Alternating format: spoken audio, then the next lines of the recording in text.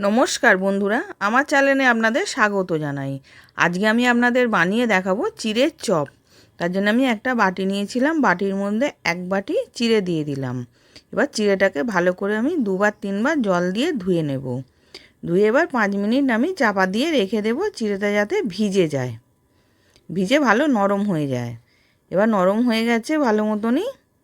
এবার ওর মধ্যে আমি পেঁয়াজ কুচি দিলাম, রসুন কুচনো দিলাম, আদা কুচনো দিলাম, লঙ্কা কুচি দিলাম, স্বাদ মতন নুন দিয়ে দিলাম, আর 2টো ডিম দিলাম। দিয়ে ভালো করে আমি মেখে নেব।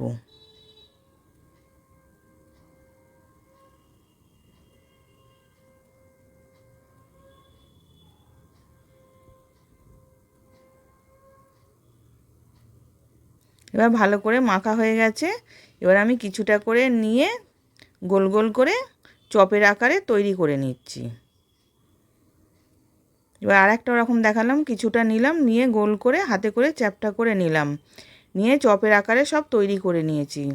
এবার কড়াতে তেল গরম করতে দিয়েছিলাম, তেলটা গরম হয়ে গেছে, চিড়ের চপগুলোকে দিয়ে দিলাম। দিয়ে এবার উল্টে পাল্টে আমি লাল লাল করে ভেজে নেব। এবার উল্টে পাল্টে লাল লাল করে ভাজা হয়ে গেছে, আমি তুলে নিয়েছি। এবার রেডি সার্ভ করার জন্যে। আশা করছি ভিডিওটা ভালো লেগেছে। আমি হাজির হব আর এক নতুন রেসিপির সাথে।